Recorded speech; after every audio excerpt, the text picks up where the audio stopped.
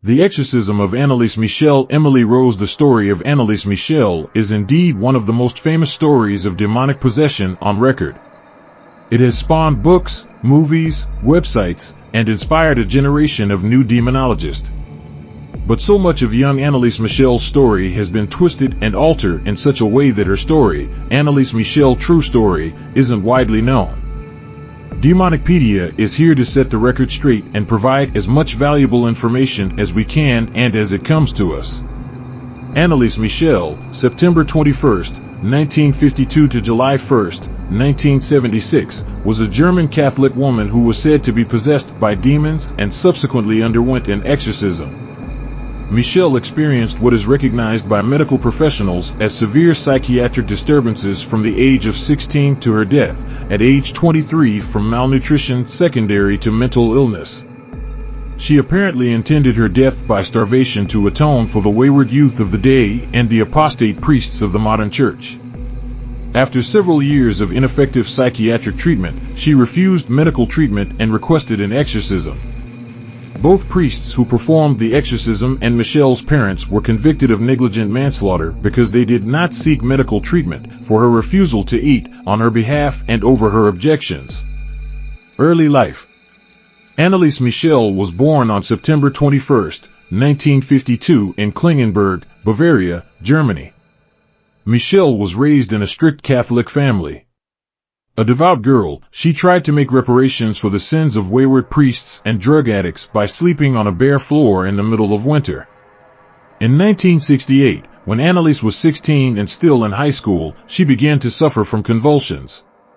Court findings had her experiencing her first epileptic attack in 1969. It was then that a neurologist at the psychiatric clinic Würzburg diagnosed her with grand mal epilepsy. Psychiatric treatment. Soon, Anneliese started experiencing devilish hallucinations while praying. She also began to hear voices, which told her that she was damned. By 1973, Anneliese was suffering from depression and considering suicide. Her behavior became increasingly bizarre. She tore off her clothes, ate coal, and licked up her own urine. Being admitted to an unnamed psychiatric hospital did not improve Michel's health.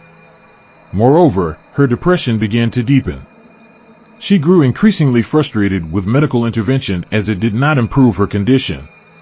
Long-term medical treatment proved unsuccessful. Her condition, including her depression, worsened with time. Having centered her life around devout Catholic faith, Michel began to attribute her condition to demonic possession. Michel became intolerant of sacred places and objects, such as the crucifix, which she attributed to her own demonic possession. Throughout the course of the religious rites Michel underwent, she was prescribed antipsychotic drugs, which she may or may not have stopped taking. In June 1970, Michel suffered a third seizure at the psychiatric hospital she had been staying in and was prescribed anticonvulsants for the first time. The name of this drug is not known, and it did not bring about immediate alleviation of Michel's symptoms. She also continued talking about what she called devil faces, seen by her during various times of the day.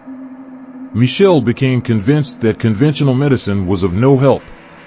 Growing increasingly adamant that her illness was of a spiritual kind, she appealed to the church to perform an exorcism on her. That same month, she was prescribed the exorcism of Anneliese Michel. Another drug, Aelept, paracyanine, which is a phenothiazine with general properties similar to those of chlorpromazine. Paracyanine is used in the treatment of various psychoses, including schizophrenia and disturbed behavior. In November 1973, Michel started her treatment with Tegretol, carbamazepine, which is an anti-epileptic drug. Michel took this medicine frequently until shortly before her death. Exorcism and death. In 1975, when Anneliese was 23 years old, an older woman who accompanied Anneliese Michel on a pilgrimage concluded that Anneliese was suffering from demonic possession because Michel was unable to walk past a certain icon of Jesus Christ and refused to drink the water of a holy spring. An exorcist in a nearby town examined Michel and returned a diagnosis of demonic possession. The bishop issued permission to perform the rite of exorcism according to the Rituale Romanum of 1614. She and her parents were convinced that she was possessed. After years of unsuccessful psychiatric treatments, they gave up on medical treatment and chose to rely solely on the exorcisms for healing. The rites of exorcism were performed over the course of about 10 months in 1976. A total of 67 exorcism sessions were held, 1 or 2 each week, some lasting up to 4 hours. Michel at this time was refusing medical care, refusing to eat, and talking about her death being a form of atonement for other people's sins. On July 1, 1976, Anneliese Michel died in her sleep. The autopsy report stated that her death resulted from the malnutrition and dehydration due to almost a year of semi-starvation, during which time the rites of exorcism were also performed. Trial and courtroom charges. After an investigation, the state prosecutor maintained that Michel's death could have been prevented even 1 week before she died. He charged all 4 defendants, Pastor Ernst Alt and Father Arnold Renz, as well as the parents, with negligent manslaughter for failing to call a medical doctor to address her eating disorder. The trial started on March 30, 1978, in the district court and drew intense interest. Before the court, the doctors claimed the woman was not possessed, although Dr. Richard Roth, who was asked for medical help by Father Alt, allegedly said after the exorcism he witnessed on May 30, 1976, that there is no injection against the devil, Anneliese. The priests were defended by church-paid lawyers, and the parents were defended by Erich Schmidt-Leigner. Schmidt-Leigner claimed that the exorcism was legal and that the German constitution protected citizens in the unrestricted exercise of their religious beliefs. The defense played tapes recorded at the exorcism sessions, sometimes featuring what was claimed to be demons arguing, as proof that Michel was indeed possessed. Both priests presented their deeply held conviction that she was possessed and that she was finally freed by exorcism just before she died. Ultimately, the accused were found guilty of manslaughter resulting from negligence and were sentenced to 6 months in prison, which was later suspended, and 3 years of probation. It was a far lighter sentence than anticipated by most people. Yet, it was more than demanded by the prosecution, who had asked that the priests only be fined and that the parents be found guilty but not punished. During the trial, the major lingering issues were related to the church itself. A not guilty verdict could be seen as opening the gate to more exorcism attempts and possibly unfortunate outcomes.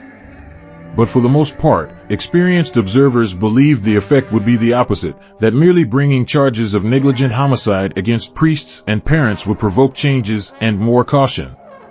Exhumation. Before the trial, the parents asked the authorities for permission to exhume the remains of their daughter.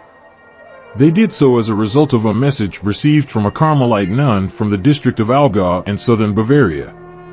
The nun had told the parents that a vision had revealed to her that their daughter's body was still intact and that this authenticated the supernatural character of her case. The official reason presented by the parents to authorities was that Michel had been buried in undue hurry in a cheap coffin. Almost 2 years after the burial, on February 25, 1978, her remains were replaced in a new oak coffin lined with tin. The official reports, to date undisputed by any authority, state that the body bore the signs of consistent deterioration. The accused exorcists were discouraged from seeing the remains of Michel. Father Arnold Renz later stated that he had been prevented from entering the mortuary. Legacy. Bishop Joseph Stengel, who approved the exorcism and corresponded by letter on the case with the 2 priests a dozen times, also was investigated by state authorities. It was decided not to indict him or summon him to appear at the trial due to his age and poor health. The bishop stated that his actions were all within the bounds of canon law. Today, Michel's grave in Klingenberg am Main remains a place of pilgrimage for many Catholics who consider Anneliese Michel a devout believer who experienced extreme sufferings to assist departed souls in purgatory. Since her death, various psychiatrists and other people have speculated that she might have had dissociative identity disorder, commonly known as multiple personality disorder.